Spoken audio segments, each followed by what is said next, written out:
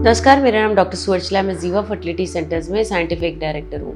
बहुत सारे वीडियोस, बहुत सारे बुक्स में, बहुत सारे वेबसाइट्स में आप देखेंगे कि महिलाओं में बढ़ती एज के साथ अंडों का क्वालिटी और क्वांटिटी घटता रहता है, लेकिन बहुत कम एडवाइस दिया जाता है पुरुषों के लिए बढ़ती एज के साथ उनके फर्टिलिटी के बारे में। ये इसलिए क्योंकि बहुत सारे कहानियां आपने सुनी होंगी कि वो पुरुष जो दादा बनने के, नाना बनने के एज में भी थे, उन्होंने बच्चे पैदा किए। तो ये इसकी वजह से ये माना जाता है कि एज का कोई असर नहीं होता मेल फर्टिलिटी पे, लेकिन ये एक मिसकंसेप्शन है। इसके बारे में आपको जानना चाहिए।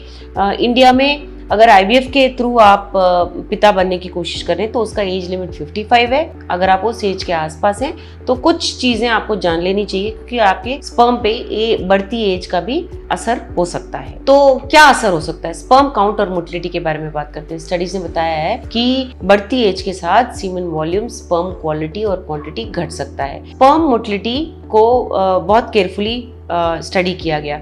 50 और 55 इयर्स के पुरुषों में देखा गया कि 55% lower chance of sperm motility देखा गया in comparison to 30 to 35। So age का मोटिलिटी पे असर होता है, ये स्टडीज ने दिखाया है। जब हम इसके बारे में बात करते हैं तो इसके जो सीरियसनेस है वो कंपाउंड होता है, स्पेशली जब 40-50 इयर्स में हम ये देखते हैं कि स्पर्म काउंट वैसे भी कम हो रहा है। तो कम होते हुए स्पर्म काउंट में स्पर्म मोटिलिटी का भी कम होना एज के मुताबिक ये एक प्रॉब्लम देखा गया है। स्पर्म डीएनए में भी डैमेज हो सकता है। बढ़ती उम्र के साथ स्पर्म के अंदर जो डीएनए होता है उसका जो क्वालिटी है वो बिगड़ सकता है, और इसके कारण ये देखा गया है कि ऐसे स्पर्म्स जो अधिक एज के पुरुषों से लिए गए थे, उनका जब स्टडी किया गया तो देखा कि डैमेज थे। और जब स्टडीज किए गए ऐसे पुरुषों में, स्पेशली जब फर्टिलिटी के लिए आए थे आईवीएफ के ट्रीटमेंट के लिए, तो देखा गया उनमें अबनॉर्मल प्रेगनेंसीज का ज्यादा होना या मिसकैरेजेस ज्यादा होना देखा गया। सो डीएनए डैमेज का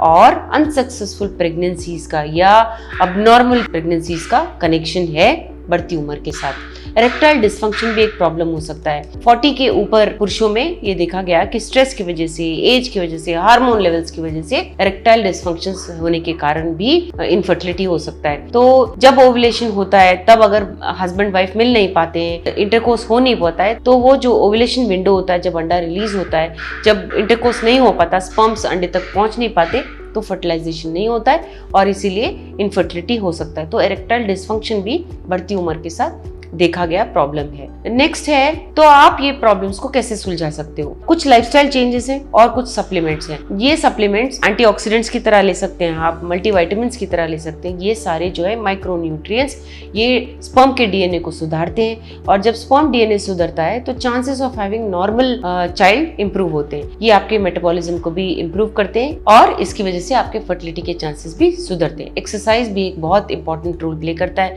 ये देखा गया है कि जो पुरुष वर्कआउट करते हैं उनमें स्पर्म मोटिलिटी अच्छा देखा गया है, स्पेशली एज रिलेटेड। तो ये सारे स्टडीज जो मैं बता रही हूँ आपको, ये एज रिलेटेड स्टडीज थे।